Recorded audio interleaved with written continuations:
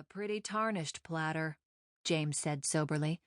That's the problem with these days of mass communication. When mud's thrown, it splatters all over the world.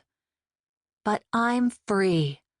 She linked her arm with James's as they turned away from the table and started toward the courtroom door. Stop worrying about me. I'm a survivor. If my acting career's down the drain, I'll find another career. If Ben's big brother will let you, James said. Sabin Wyatt's one of the world's financial heavyweights, and judging by the way he stared at you during the trial, I got the distinct impression he wanted you locked up and the key melted down and thrown into the sea. He's not going to like this acquittal. Mallory tensed at the memory of Sabin Wyatt's grim face in the courtroom yesterday.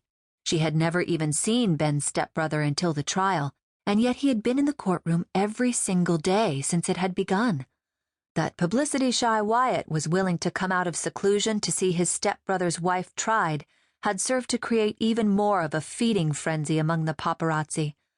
The presence of Sabin Wyatt, one of the richest men in the world, brought a touch of mystery and golden luster, the only ingredients absent in the proceedings. She could have done very well without those particular ingredients. The first time she had seen Sabin Wyatt across the courtroom, it had been like a physical shock. The force of his personality overwhelmed everyone around him, and she had felt panic. He had met her gaze directly, demanding her attention, demanding... what? She had hurriedly turned away and said something inane to James to escape from answering that demand.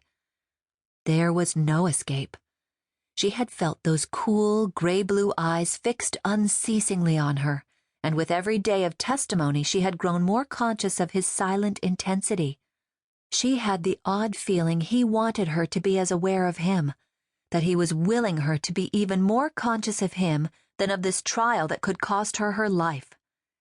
The instinct was totally illogical, but then so was the compulsion that had driven her to glance at that sixth-row seat when she first came into the courtroom. She suppressed a shiver as she realized how disappointed she had been when he hadn't appeared in the courtroom today for the verdict. She should have been grateful to be free of him. Maybe these weeks of strain had turned her into one of those kooks who develop a relationship with her captors. I've never even met the man. He and Ben weren't close, and he was out of the country for the entire length of our marriage. James looked relieved. Maybe I was mistaken. I sure as hell hope so. You don't need Wyatt against you. She nodded in complete agreement. Sabin Wyatt wielded more power than many heads of state, and he wasn't shy about exercising his clout. She knew that Ben had both admired and feared his stepbrother. That ambivalent love-hate relationship had been characteristic of Ben, she thought sadly.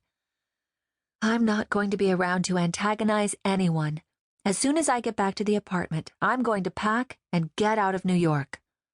Where are you going? She smiled crookedly. How do I know? I'll get on a bus and get off when the mood strikes me. Any place is bound to be cheaper than the Big Apple.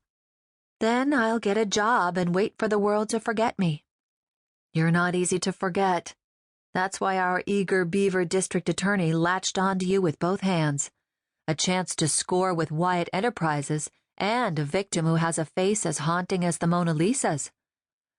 As they moved down the crowded corridor toward the front entrance of the courthouse, James's hand protectively cradled her elbow. You'll let me know when you get settled? Gerda will have my head if I let you go without keeping tabs on you. She nodded. You and Gerda have been wonderful to me.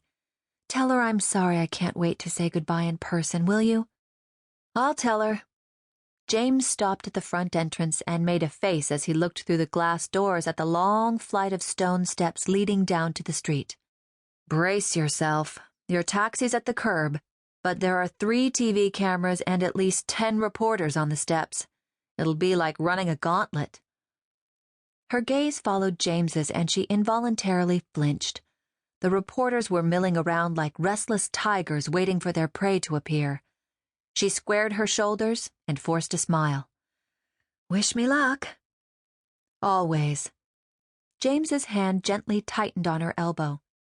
I'll try to run interference while you go, but we may not be able to pull it off. He paused. Remember,